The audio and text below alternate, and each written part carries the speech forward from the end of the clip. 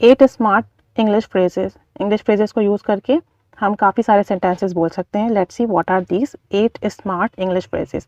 Number 1 is this is no brainer. This is no brainer इसका मतलब है ज़्यादा दिमाग लगाने की ज़रूरत नहीं है. यानी कोई भी ऐसा काम जो बहुत आसान हो, जिसमें हम बहुत आसानी से फैसला ले सकते हो, ज़्यादा सोचना ना पड़े, उसके लिए हम यूज़ करेंगे this is no brainer. For example, it's very simple to do. ये तो करना तो बहुत आसान है. दिस इज़ नो ब्रेनर इसके लिए ज़्यादा सोचने की ज़रूरत नहीं है, ज़्यादा दिमाग लगाने की ज़रूरत नहीं है. So this is no brainer means ज़्यादा सोचने की ज़रूरत ना हो. Number 2, you are driving me nuts. You are driving me nuts यानी कि तुम मुझे परेशान कर रहे हो. ऐसा कोई भी शख्स जो एक ही काम बार बार करे, एक ही मिस्टेक बार बार दोहराए, यानी कि बार बार एक ही गलती करे, आपको इनॉय करे या आपसे एक ही सवाल बार बार पूछे, आपको जिज करे, उसके लिए आप कहोगे you are driving me nuts. For example, stop repeating the same mistake.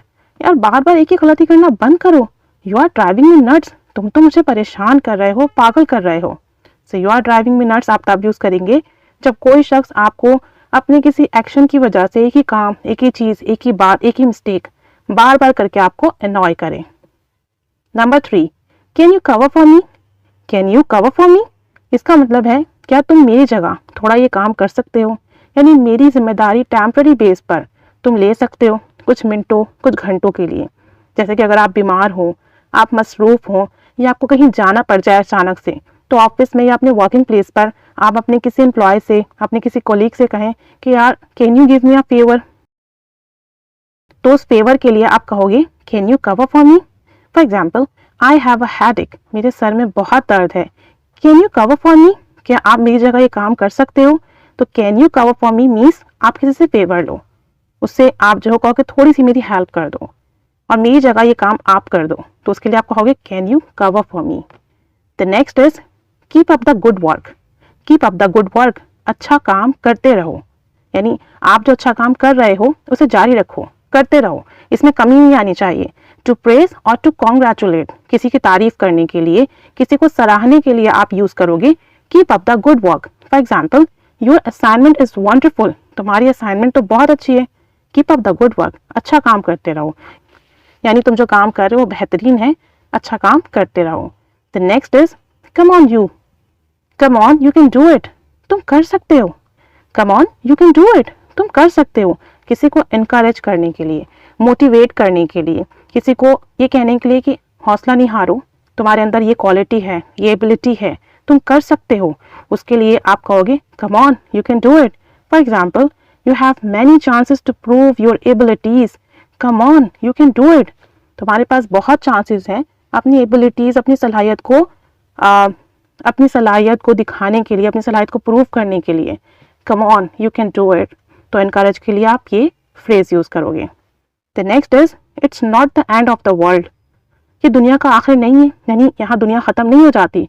इस चीज़ पर, इस काम पर, इस मौके पर दुनिया का इख्तिताम नहीं हो जाता. It's not the end of the world, यानी किसी शख्स को कहीं फेलियर का सामना करना पड़ता है, कहीं कोई प्रॉब्लम का सामना करना पड़ता है, तो आप उसे इनकरेज करने के लिए, मोटिवेट करने के लिए कहोगे it's not the end of the world. ये दुनिया का इख्तिताम नहीं है.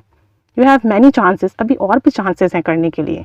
For example, do it again, दोबारा कर लो. एंड डोंट बी डिसअपॉइंटेड, परेशान नहीं हो, ना उम्मीद और मायूस ना हो. It's not the end of the world, ये दुनिया का इख्तिताम थोड़ी है, यहाँ दुनिया ख़त्म थोड़ी हो जाती है, अभी तो बहुत कुछ है करने के लिए. तो मोटिवेट करने के लिए, इनकरेज करने के लिए you can use it it's not the end of the world. The next is good for you. Good for you तुम्हारे लिए अच्छा है. अक्सर ऐसा होता है कोई गलत काम करे, उसे पनिशमेंट मिले, पेनल्टी पे करना पड़े. वैसे तो पनिशमेंट और पेनल्टी अच्छी नहीं है, लेकिन किसी को सज़ा के तौर पर, सिखाने के तौर पर अगर पनिशमेंट या पेनल्टी देना पड़े तो उसके लिए आप कह सकते हो इट्स गुड फॉर यू, ये तुम्हारे लिए अच्छा है. For example, your punishment is good for you, ये सज़ा तुम्हारे लिए अच्छी है, because you misbehave with your teacher, क्योंकि तुमने अपने टीचर से मिसबिहेव किया. तो पेनल्टी या पनिशमेंट जो आपको कुछ सिखाए, उसके लिए आप कहोगे good for you. The next and last is I freaked out. I freaked out यानी कि गुस्सा हो जाना. कोई भी चीज़ देखकर आपको गुस्सा आ जाए, आपको बुरा लगे, तो आप कहोगे I freaked out. For example, after listening news I freaked out. खबरें सुनते ही मैं परेशान हो गया, मुझे गुस्सा आ गया. किसी भी चीज़ को सुनकर परेशान हो जाना, गुस्सा आ जाना, उसके लिए आप यूज़ करोगे फ्रीक्ड आउट। सो ये 8 फ्रेजेज हैं, इन्हें याद कीजिए, इन्हें अपनी कन्वर्सेशन में यूज़ कीजिए, सेंटेंसेस बनाइए। Keep staying with us, keep learning English. Thanks for watching.